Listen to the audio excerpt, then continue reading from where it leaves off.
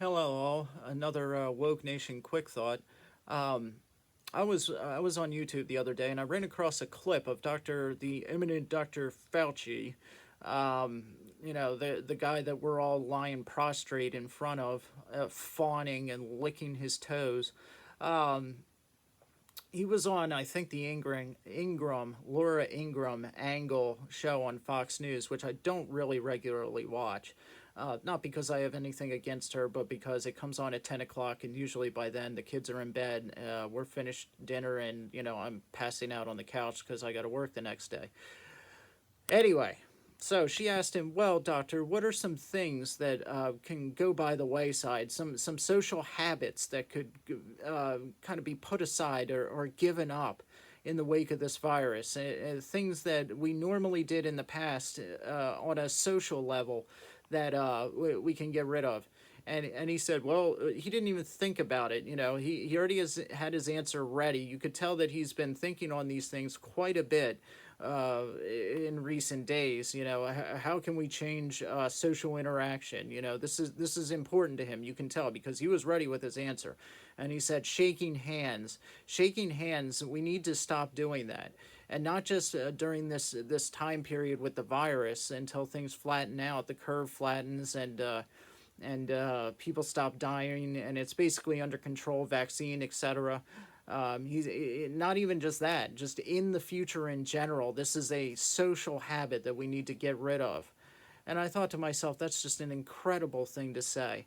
One thing that I haven't heard a lot of people talk about and has been really bugging me is the effects this is having on human interaction, but on an emotional level.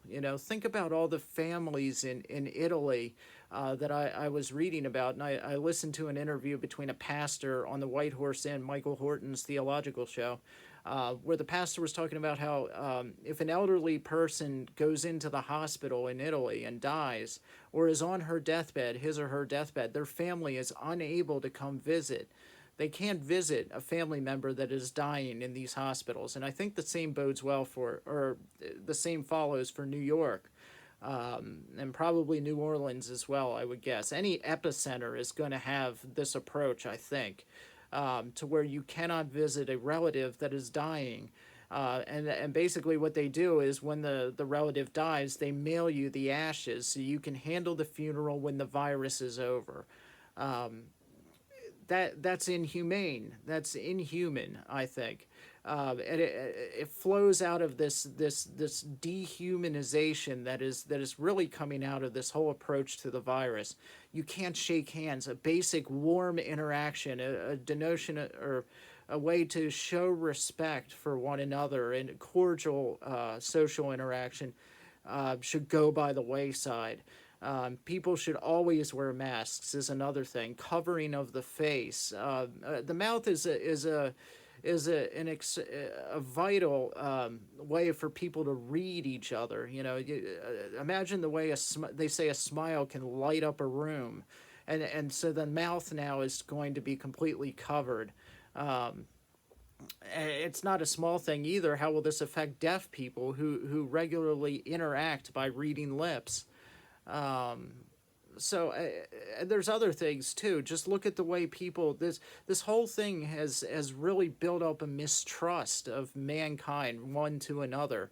You're walking in the supermarket and people are I understand what they're trying to accomplish by the social distancing, but it's gone beyond that to where there's built in now, or it's being built in this suspicion of humanity one to another. They've isolated us and put us in cages, basically in prisons in our homes, and now you cannot contact friends. There's very little actual human warmth and social interaction.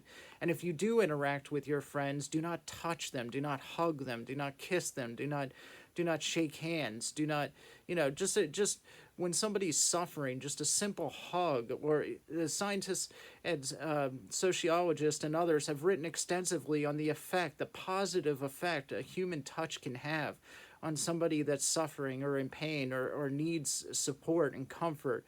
It works wonders. Just a hug or just gripping somebody's arm and letting them know that you care. And we can't do that. That's dangerous. So all of a sudden, this thing that is so incredibly supportive and works wonders is now dangerous. Human interaction is dangerous. Shaking hands is a trivial thing.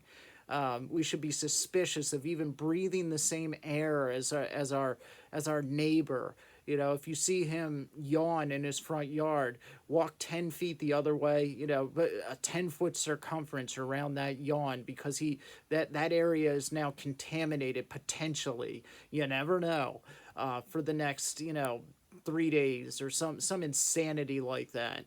You know, so I haven't heard many people talking about this, but I think it's going to have a debilitating effect.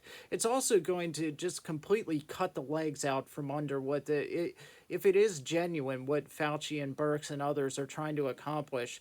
This is a stupid way to go about it, because people are going to revolt against this. You cannot keep people in isolation, refuse to allow them to visit dying members of their family in the hospital, and we'll mail you the ashes so you can deal with the funeral after this catastrophe is over, which there is no end in sight for this catastrophe.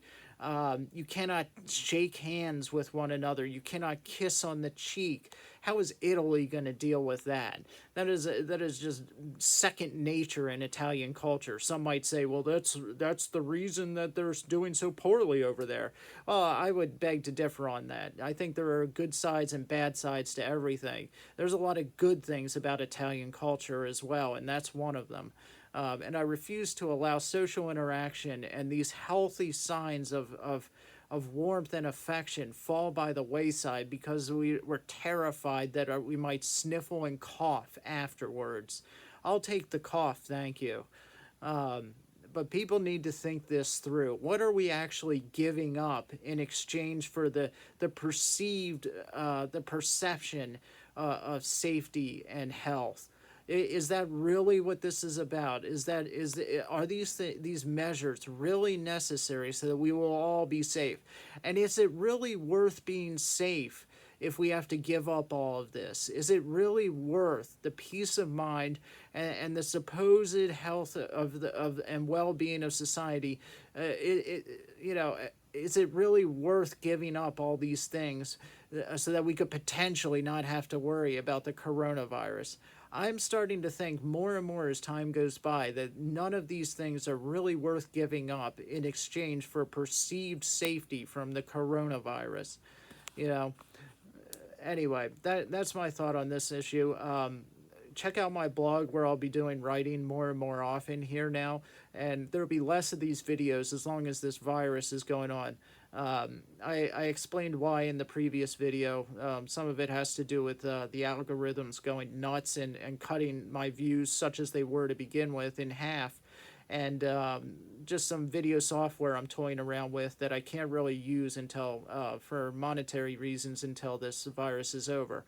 So anyway, check out the blog. I will post short videos from time to time on here continuously. So in the meantime, good night and God be with you.